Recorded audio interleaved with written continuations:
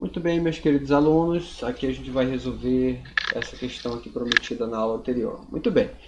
Então, a quarta questão diz assim: assinale a afirmativa correta sobre a força resultante.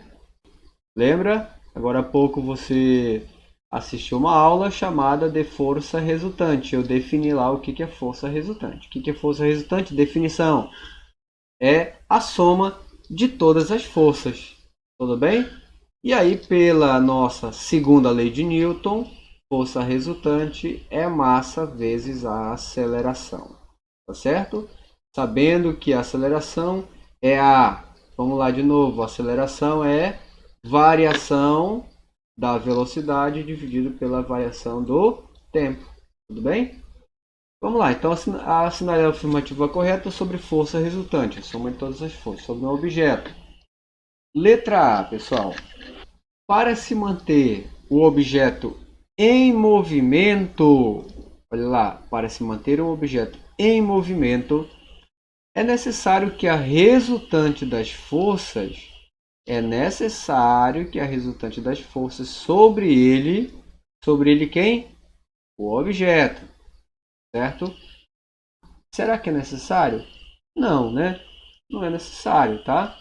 Para um objeto, né? Um objeto lá tinha, por exemplo, o equilíbrio dinâmico, tá bom? O que o equilíbrio dinâmico me dizia? Que a velocidade, equilíbrio dinâmico, tinha que ser constante, tá? Velocidade constante. Se a velocidade é constante, então a força resultante é zero. Por que a velocidade constante e a resultante é zero? Porque se a velocidade ela for constante, você não tem a aceleração. A aceleração é zero. Tá? Se a aceleração é zero, então a força resultante é zero. Tá bom? Então está dizendo, é necessário que a resultante sobre ele não seja nula. Ela pode ser nula. Tá? Ela pode ser nula, sim. Então isso aqui não é verdade. Letra B. Se o objeto se move em um círculo com velocidade escalar constante, então, olha, círculo, lembra lá? Qual é a equação lá? Força centrípeta, tá? Força centrípeta é igual a mv quadrado sobre o raio da trajetória. Então vamos lá, ó. Se o objeto se move em círculo com velocidade escalar constante, então a força resultante sobre ele é nula. Não, né? Porque se for nula, a aceleração é zero, tá? Se a aceleração é zero, então a aceleração centrípeta também é zero. Ué, mas se a aceleração centrípeta é zero, então você não tem um movimento circular. Tudo bem? Se um corpo tem aceleração, então a resultante não pode ser zero. E aqui está dizendo que então a força resultante é nula. Não, está errado isso aqui, tá? Porque para que haja um movimento em círculo, tem que ter aceleração. Tudo bem? Se tem aceleração, então a força resultante não pode ser zero. Certo? Então não é a letra B. Vamos lá na letra C.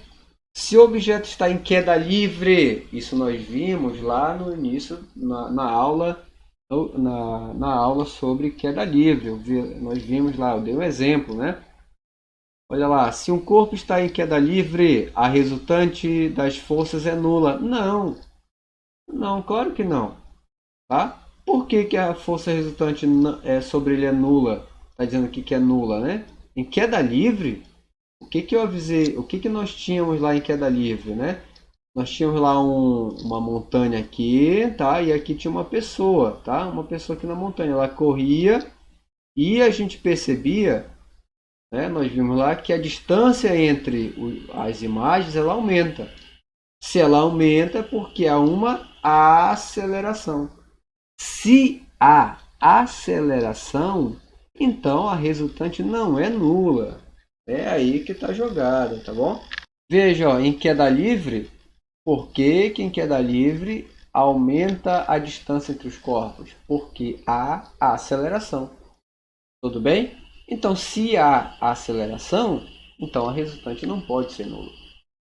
Muito bem, então só pode ser a letra D, né? Vamos lá. Então, aqui, marquei. Se o objeto está acelerado, então a resultante das forças sobre ele não é nula. Sim, né? Sim, pela segunda lei de Newton, ó. Força resultante é quem? É quem? Massa vezes a aceleração, tá? Então, para que essa força resultante não seja nula, então tem que ter a aceleração. Então, é a letra D, tá bom? Muito bem, vamos na quinta questão. No jargão aeronáutico, fala-se costumeiramente em quatro forças. Força de sustentação, né? A força que sustenta aqui o S, que está empurrando esse avião para cima. Força peso, olha lá. Quando é que existe força peso? É quando há massa, né? A massa do avião. Força de propulsão, o que é a força de propulsão? É a força que os combustíveis, né, quando eles explodem aqui nos motores, ele aplica uma força para trás e aí o avião vai para frente. Tá? O diagrama de corpo livre de um avião está representado abaixo. Bem, como nós vimos lá nas aulas anteriores, né, nós vimos o seguinte, ó. Primeira coisa, né, lei de Newton. Se há forças, tu usa a segunda lei de Newton.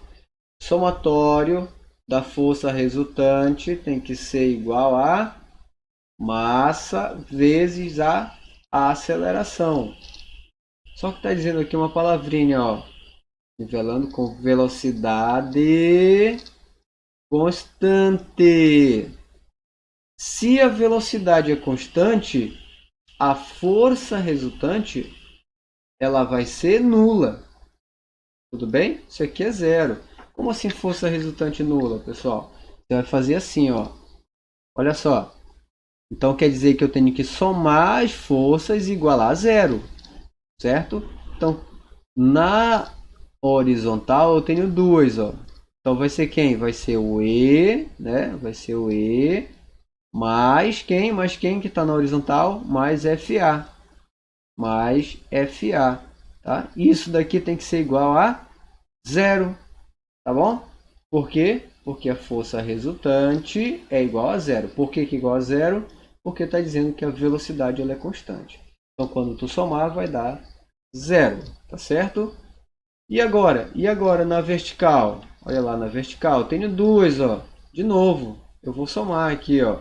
S, né? S, estou somando as forças na vertical, tá? S mais quem? Mais quem está na vertical? Mais P. Quando eu somar, isso aqui vai dar zero. Por que zero? Porque a velocidade é constante, tá certo? Então, por essas afirmativas, a gente pode dizer com certeza que é quem? Vamos lá, S mais P, está aqui, né? E E mais FR, mais FR não, FA, né? Mais FA, está aqui, ó. Então só pode ser a letra A. Aí você me pergunta, por que não pode ser letra C, né? SP mais FA. Porque forças, meus queridos, forças, ela é vetorial. Então aqui em cima perceba que tem um vetorzinho, tá bom? Então, muito obrigado e até a próxima.